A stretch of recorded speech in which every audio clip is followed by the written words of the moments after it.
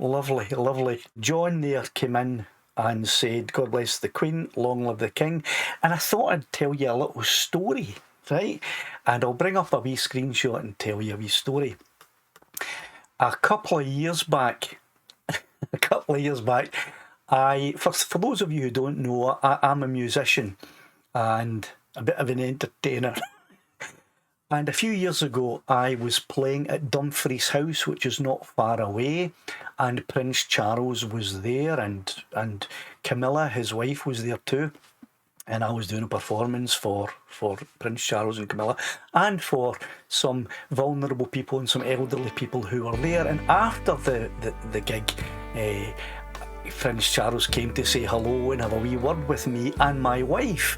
And it was a Christmas gig, and I was wearing, let me bring the picture up, I was wearing a Christmas hat, right? You can see Jay there is done up as a wee elf, and I was done up with a Christmas hat.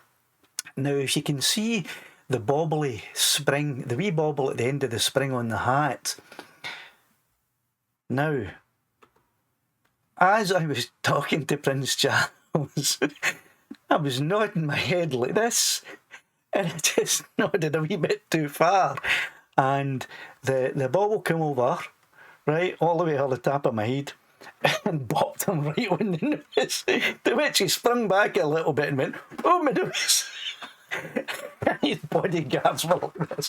I thought, oh, I'm in trouble here. However, he laughed it off. I didn't get arrested. I didn't get put in the tower. I didn't get beheaded. But it was just a wee thing that I thought I'd share with you after John's wee comment there. And Jay has asked me to pass on that she thinks King Charles, Prince then, is a lovely fella, and he's done a lot of good for us in this part of the world here. And I'll tell you something that I noticed when I was on the stage playing. There were 12 big tables, round tables, with I think 12 people sitting at each of them, and I'm talking about elderly people from some of the local sheltered housings that had all come, and I was playing some music for them to dance to, and Prince Charles, the Duke of Rothesay at the time, was there. And when he came in, I watched him. He came in from the other end of the hall, and I watched him from the stage.